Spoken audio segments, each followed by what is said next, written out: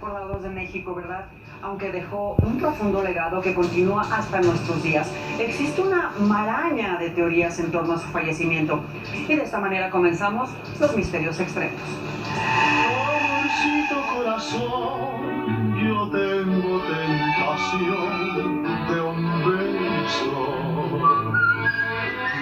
Considerado un ícono de la época de oro del cine mexicano y uno de los máximos exponentes de la música ranchera, el público lo bautizó como el ídolo de Guamúchil, el inmortal y también el ídolo de México. Pedro Infante. Ya había de salir con la suya. ¿Y a poco no le gusta? Déjeme que ya se le hace tarde. Ya llegó tu enamorado, al que nunca corresponde. Sin embargo, el 15 de abril de 1957, una trágica noticia estremeció a todo México. Pedro Infante estaba muerto. Aquella mañana había abordado un avión que lo llevaría de Mérida a la Ciudad de México, pero a los pocos minutos de alzar el vuelo, la aeronave se desplomó.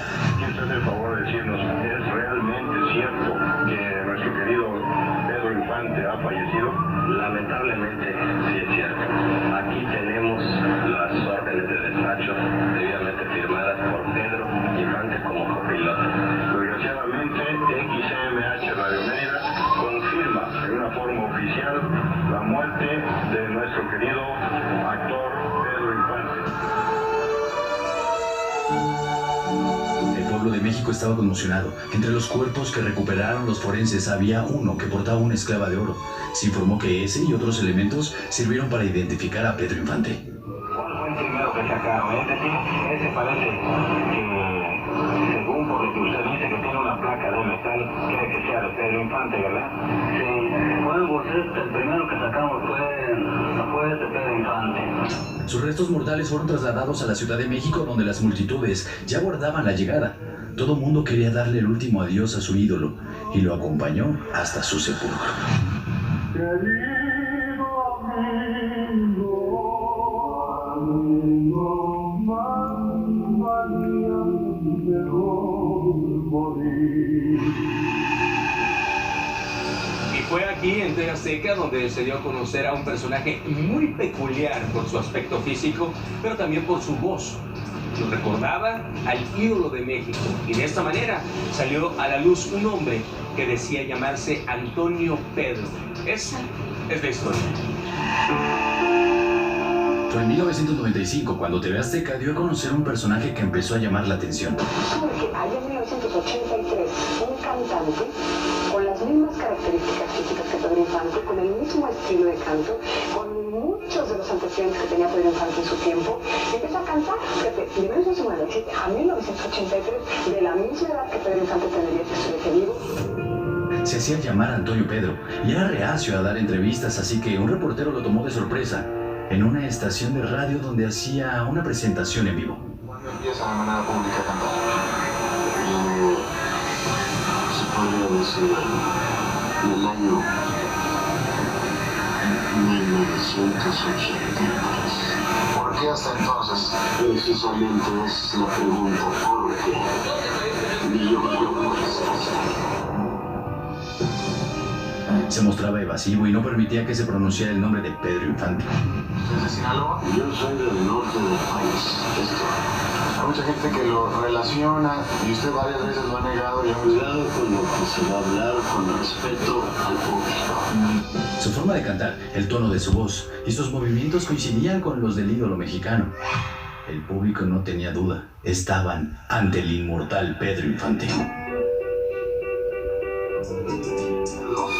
Pero como cantante aseguran que su parecido con Pedro Infante es muchísimo. Viva la gente. Yo aplaudo al público. Si él fuera Pedro Infante verdadero, entonces, ¿qué fue lo que le pasó durante el avionazo? ¿A quién pertenecen los restos que descansan en el Panteón Jardín de la Ciudad de México? Pasaste a mi lado. Si Pedro Infante no perdió la vida aquel 15 de abril de 1957, ¿cómo quedó establecido ante la ley entonces? ¿Qué fue de su vida posterior? Es más, ¿abordó o no abordó el avión aquella fatídica mañana? Lo averiguaremos a continuación. Una teoría señala que Pedro Infante tenía un romance con la mujer de un alto político mexicano, que al enterarse de la infidelidad, ordenó la muerte del actor. Lo metieron a cosas ilícitas y lamentablemente cuando él descubre todo eso, él quiso salirse de ese ambiente, de ese círculo, y le dijeron: Pedro, aquí nada más hay dos salidas, o muerte o cárcel. Y provocaron el complot y conspiración de 1957.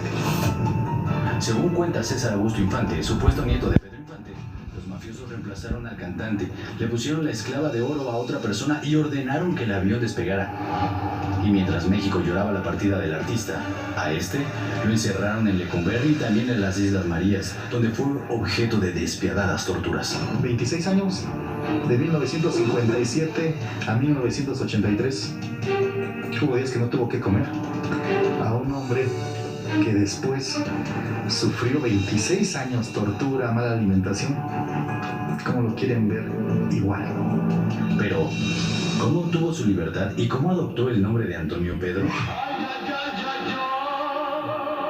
Cuando él lo sacan a la luz es porque el ex mandatario, expresidente, le dijo en esa reunión: tuve el gusto de haber matado a Pedro Infante en vida. Dice: te voy a dar la oportunidad.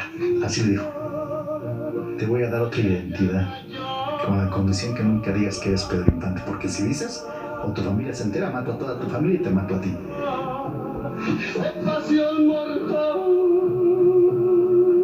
Sin embargo, Irma Dorantes, quien fuera la segunda esposa de Pedro Infante, asegura que Antonio Pedro no era más que un simple imitador y que nunca se atrevió a hablarle de frente para aclarar la situación. ¿Habrá sido por miedo a que le cumplieran las amenazas? Antonio Pedro falleció el 22 de junio de 2013 en Delicias, Chihuahua, sin que jamás se comprobara que él fuera Pedro Infante. Pero de haberlo sido, ¿el pueblo mexicano habría sido vilmente engañado? ¿Existen evidencias científicas para aclarar el caso? La verdad sigue cubierta por los misterios extremos. Las circunstancias que rodearon la muerte de Pedro Infante son un enigma. Por eso decidimos quedarnos con su legado y lo recordamos con el mismo amor que él sentía por su pueblo. Siendo sinceros, ni la muerte puede borrar el recuerdo de un ídolo. Aún seguimos disfrutando de sus canciones, nos seguimos riendo con las ocurrencias de La Chorreada y la piel se nos eriza con el llanto de Pepe Toro. Lo decimos con toda claridad: Pedro Infante no está muerto. Después de todo, hablamos del inmortal, del ídolo de México. Y los ídolos nunca mueren, siguen vivos en nuestros corazones. De esta manera cerramos los misterios extremos.